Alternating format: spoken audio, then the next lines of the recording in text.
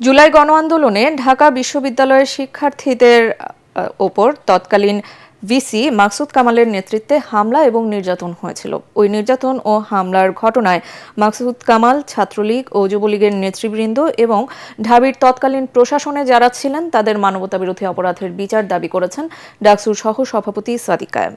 আজ আন্তর্জাতিক অপরাধ ট্রাইব্যুনালের তদন্ত কর্মকর্তার কাছে ঢাকা বিশ্ববিদ্যালয়ের সাবেক ভিসি মাকসুদ কামাল ও আওয়ামী লীগের সাধারণ সম্পাদক ওবায়দুল কাদেরের ২ মামলায় জবানবন্দি দিয়ে সাংবাদিকদের তিনি এসব কথা বলেন। এদিন আরও জবানবন্দি দেন ডাকসুর সাহিত্য সম্পাদক মুহাদ্দিক আলী ইবনে মোহাম্মদ ও পরিবহন বিষয়ক সম্পাদক আসিফ আবদুল্লাহ।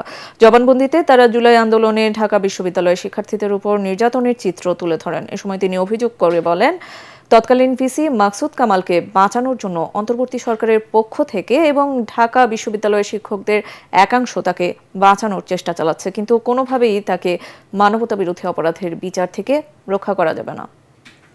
যারা সিভিয়ার আহত আছে তাদেরকে নিয়ে বিভিন্ন প্রাইভেট ক্লিনিকে যাচ্ছিলাম, সেখানেও আমাদের উপর হামলা করেছিল এবং এই সকল হামলাগুলো মাকসুদ কামালের নির্দেশে এবং হাসিনার নির্দেশে এবং ওই সময়ে এই হাসিনার ওভারঅল যে প্ল্যান, সে প্ল্যানের যারা সহযোগী ছিল ওবায়দুল কাদের এবং বাহাউদ্দিন নাসিম, যে এই এলাকার এমপি ছিল, তাদের নির্দেশে এবং যুবলীগের যারা সভাপতি ছিল, মহানগর সভাপতি এবং ছাত্রলীগের মহানগর সভাপতি, সেক্রেটারি সহ সবার নির্দেশে।